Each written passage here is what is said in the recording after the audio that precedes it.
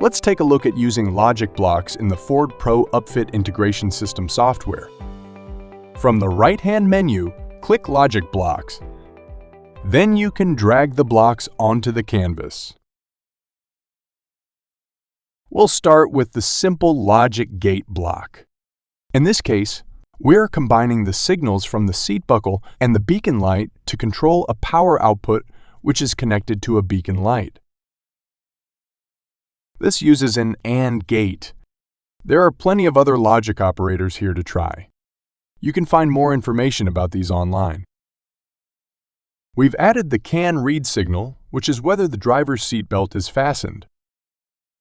We also have a sync screen soft switch, which the driver can press to turn on the beacon light.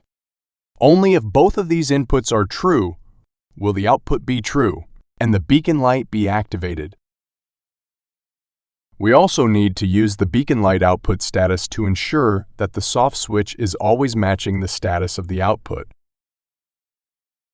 In this next example, we'll take a look at the flip-flop block. This block can be used to switch between two fixed states.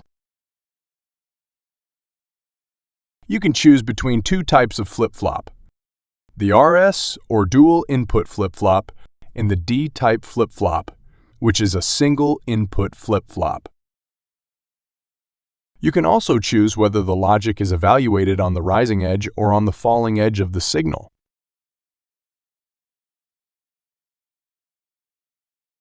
In this example, you'll see how we can automatically deactivate a beacon light based on the vehicle speed. We have two inputs here: the beacon light soft switch, which has been created on the sync screen, and the vehicle speed on a conditional statement of when the vehicle speed is greater than 16 kilometers per hour. So in this case, when the beacon light button is pressed and the vehicle speed is greater than 16 kilometers per hour, we'll have a positive output, which means that the flip-flop is set, which will in turn activate the physical output which is attached to the beacon light. In the event that the vehicle speed drops below 12 kilometers per hour, this flip-flop will then latch into position. So regardless of a change in state of the set input, the output will stay the same. Only when the vehicle speed drops below 12 kilometers per hour will the flip-flop be reset and the beacon light be automatically deactivated.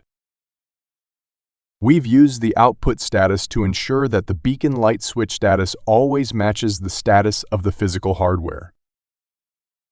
The timer block allows us to keep an output active for a fixed duration. In this case, we have two digital inputs. One controls the heater. The other one allows us to reset the heater. We also have an output, which is connected to the heater. The timer block allows us to choose whether the evaluation is status-triggered or edge-triggered, meaning that the input is evaluated on the rising edge or the falling edge of a digital pulse. You can also choose whether the input is retriggerable. If the input is retriggerable, the timer will begin again from the full duration. In this case, we will set the block as not retriggerable. We can choose the units. We'll use minutes, and then we can choose the number of minutes. In this case, 5. So whenever the driver presses the heater switch input, the timer will start and the heater output will be kept active for the duration of 5 minutes. After the 5 minutes expires, the heater will turn off. Or if the driver presses the reset switch, the heater will turn off and the timer will reset to 5 minutes, ready to be reactivated with the heater switch. Next, we'll take a look at the hysteresis block. With this block, we can keep the output on if the input value stays within the upper value and lower value of the block. In this case, we have a temperature sensor. The range of our sensor is 0 to 100 degrees Celsius. We can see the input range of the temperature value is 0 to 20 volts.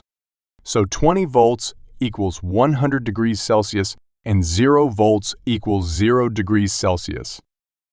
Let's say that we want to activate the siren if the temperature is between 50 and 60 degrees. So 50 degrees will be 10 volts and 60 degrees will be 12 volts. So now if our signal is between 10 and 12 volts or 50 and 60 degrees, the siren output will be activated. Now let's talk about the threshold block. The threshold block allows us to take an analog type signal and apply up to 4 thresholds to that signal with different actions taking place when each threshold is met. In this instance, we have a warning light being activated and a second warning light being activated before a siren is activated, and finally, an emergency shutoff is initiated. We can configure the threshold by typing into the text boxes. Our input signal has a range of 0 to 20. So let's set our high threshold at 18, and then we can have additional thresholds all the way up.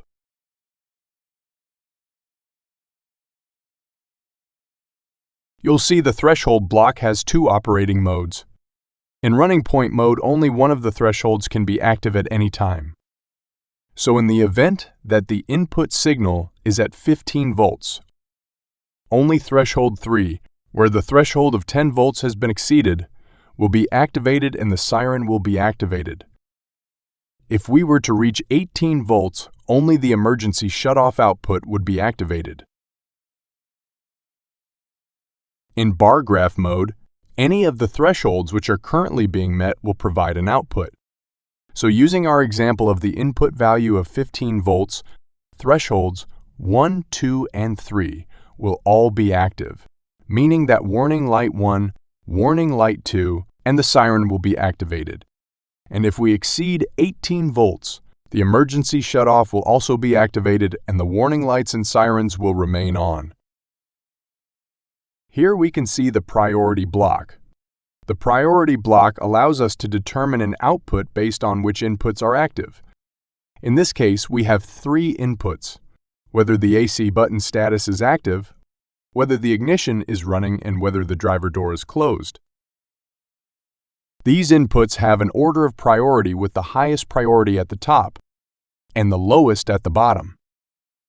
If no signals are active, then our default value will be output, which in this case is 0. For each of our inputs, we have a value assigned for the output. For AC button status, it's 1. For ignition status, it's 0. And the driver door status is 1. The output value will correspond to the highest priority currently active. So if AC button status is active, then the output will be 1. If ignition status is active and the AC button status is also active, the output will still be 1 because AC button status has a higher priority. If the driver door status is closed and the ignition status is running, then the output will be 0 because the ignition status has a higher priority than the driver door status. And if the output value is 1, then the rear AC output, which is one of our 5 amp outputs, will be activated. If the output is 0, then the rear AC output will not be activated. Next up, let's go over the counter block. First, we can see we have a sync screen soft switch, which can be used to activate a siren. We can then use the siren status to ensure that the touchscreen switch always matches the status of the siren output. We're then going to use the siren status as an input to our counter block. Our counter block allows us to count up or down, depending on the configuration. If we select upper switch, the counter will count up toward a reset value. By selecting lower switch, it will count down towards a reset value. We can use the enable counter input to start the counter. This does not increase the counter, but it enables it to start counting. Here, we're going to use the ignition status. So when the vehicle is started, the counter will be enabled. Now, every time the siren is activated, the counter will increase by 1. When the counter reaches 25, the emergency light will also be activated. If we want to reset the counter, we could wire another input to the reset counter input, which would allow us to set the counter back to the starting value. The last block we'll look at is the constant block, which may be the simplest logic block. In this example, we have a pulse width modulation digital output, which is controlling a fan. If the battery temperature goes above 70 degrees Celsius, then the fan is activated. The fan speed is determined by the pulse width and frequency. The PWM output block requires us to define a cycle and a pulse. To do that, we must get the values from somewhere. One way we can do this is to use a constant block. A constant block has up to 5 constant values which can be used within the code. Let's specify a value of 10 milliseconds for the cycle time and 5 milliseconds for the pulse time. That means we'll get a pulse every 10 milliseconds and the duration of that pulse will be 5 milliseconds long.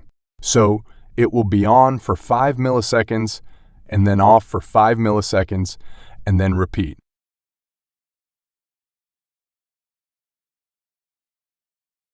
One thing to note when using logic blocks is that you do use up resources as you use more blocks. Each type of logic block has a maximum amount available, and you can see this value here. For logic gates, we have 96 of 96 currently available. You will see this number go down as you use these blocks. It's also important to note that using some things like comparisons will also use up resources. This constraint will apply across all sequences and is due to a hardware limitation. In this case, you can see we have used up a threshold block using the battery temp read signal, so just keep an eye on the number of blocks you have available while you program. Any questions? Visit this site for more information or email fpsvhelp@ford.com in Europe.